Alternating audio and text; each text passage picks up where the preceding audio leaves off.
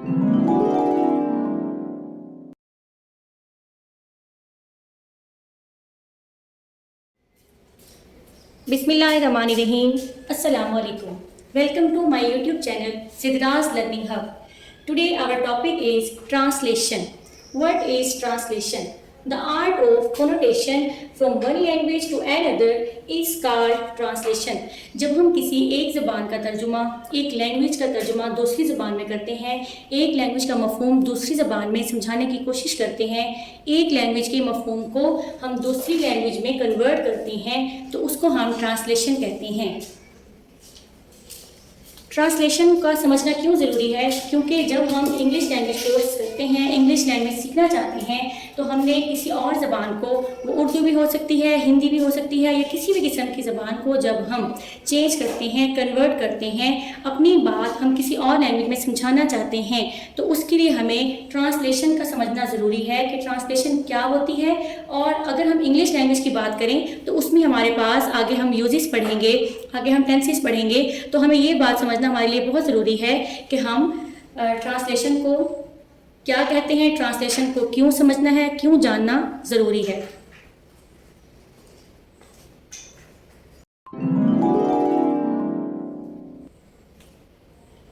Use of this and that. First of all, in translation, we learn about this and that. This and that are called demonstrative pronouns. ये ऐसे pronounce हैं जो हमारी किसी भी चीज़ की तरफ इशारा करते हैं और ये बताते हैं कि ये चीज़ हमारे करीब है या दूर है।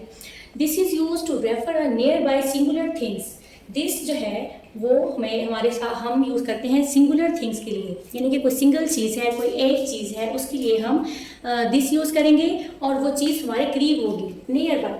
इम्पॉर्टेंट थिंग ये है इसमें कि हमने नियर बाय सिंगुलर थिंग्स के बारे में बात करनी है।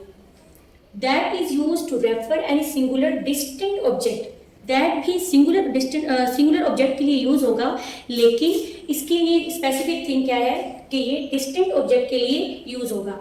दिस जो है वो हमारी करीबी चीज़ के लिए इस्तेमाल होगा। किसी भी प्रोनाउन के बारे में किसी भी जगह पे हम जब ये प्रोनाउन यूज़ करेंगे तो वहाँ पर हमारे लिए वो चीज़ का करीब होना ज़रूरी है, उसके लिए हम दिस यूज़ करेंगे। और जब कोई चीज़ हमसे फासले पर होगी तो उसकी तरफ हम दूर का इशारा करेंगे और उसके लिए हम क्या यूज़ करेंगे, दैट यूज़ करेंगे। अब हम स्ट्रक्चर सीखते हैं कि दिस और दैट को सेंटेंसेस में कैसे यूज़ करते हैं और सेंटेंसेस हमारे पास किस किस किस्म के होते हैं, ये हम पहले भी पढ़ चुके हैं, लेकिन मज़ीद हम आज डिस्कस करेंगे सेंटेंसेस बनाने के साथ साथ।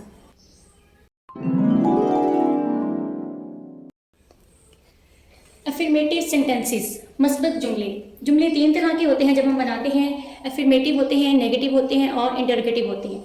तो सबसे पहले हम पढ़ेंगे कि use of this and that का, कि हमने इनको अफर्मेटिव सेंटेंसेस में कैसे यूज़ करना है।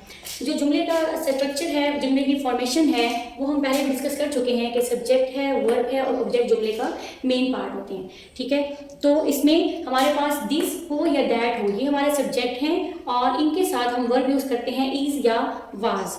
और ऑब्जेक्ट जो है हमारे पास, जिस भी चीज़ के बारे में हम बात कर रहे होंगे वो हमारा ऑब्जेक्ट होगा। फॉर एग्जाम्पल,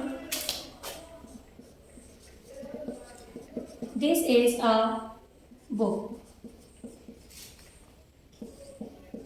ये एक किताब है। इसमें हमारे पास दिस क्या है, सब्जेक्ट है। दिस हमारा सब्जेक्ट है, इस हमारे पास वर्ब है और बुक हमारे पास ऑब्जेक्ट है। नंबर 2,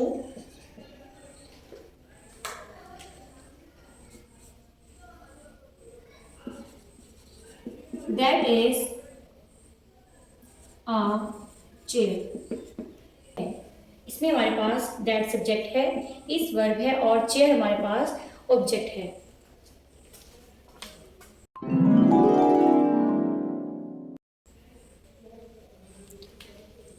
इसके बाद है negative sentences. To make negative sentences, not is placed after is और वाज, यानी कि जो हमारा वर्ब है उसके बाद हम नॉट अगर लगा दें तो हमारा सेंटेंस जो है वो नेगेटिव बन जाता है। सेंटेंस की फॉर्मेशन क्या है, सब्जेक्ट आएगा, वर्ब आएगा, उसके बाद नॉट लगाएंगे और फिर ऑब्जेक्ट लगाएंगे। दिस दैट हमारा सब्जेक्ट होगा, इज या वाज हमारा वर्ब होगा और उसके बाद नॉट लगाएंगे और फिर जो हमारे सेंटेंस में ऑब्जेक्ट होगा वो हम लिख देंगे। For examples, for example, this is not a chair. ये एक कुर्सी नहीं है।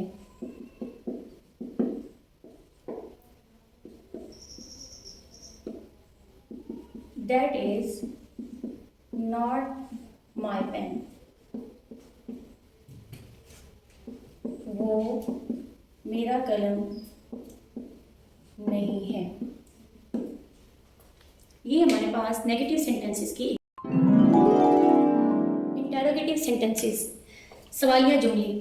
To make interrogative sentences, WH words or verbs is या was are placed at the beginning of sentences and the question mark is put at the end of sentences.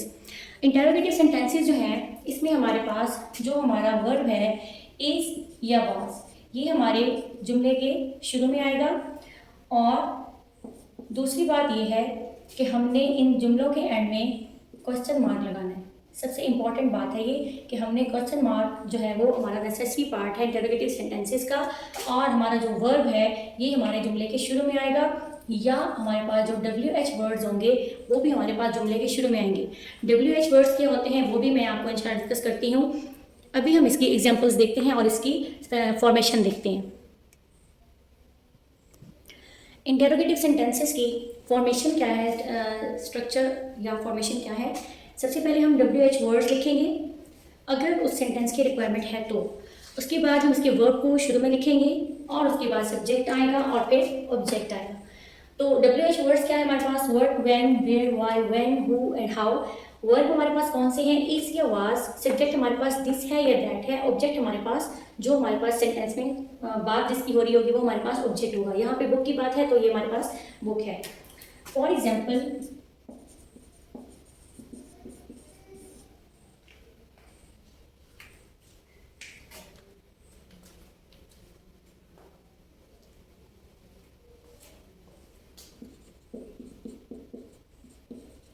is this a book?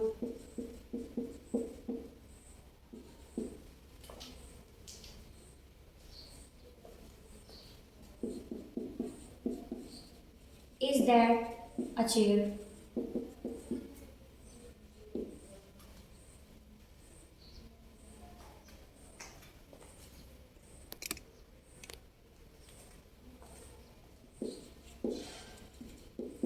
What is this?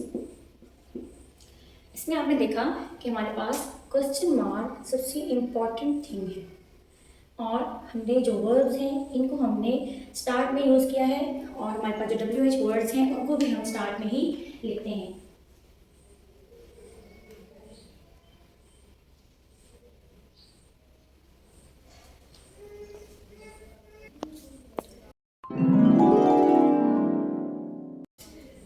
WH words हमारे पास क्या है, इनको हम questioning words भी कहते हैं।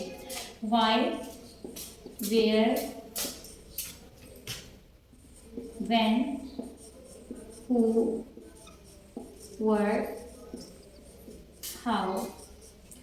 Y mean क्यों, where mean कहाँ, व्हेन मीन कब, हु मीन कौन, व्हाट मीन क्या, हाउ मीन कैसे। ये तमाम हमारे पास WH वर्ड्स हैं या क्वेश्चनिंग वर्ड्स हैं। जब हम एक्स्ट्रा कोई क्वेश्चन करते हैं या हमारे पास जब हम इस किस्म का कोई सेंटेंस हम बोलते हैं कि तुम्हारे पास ये बिल्ली क्यों है, तुम कहाँ रहते हो, तुम कब स्कूल जाओगे, तुम कौन हो, या इस किस्म के जो भी वर्ड जब हमारे सेंटेंसेस में यूज़ किए जाते हैं तो हम वहाँ पर WH वर्ड्स का यूज़ करते हैं।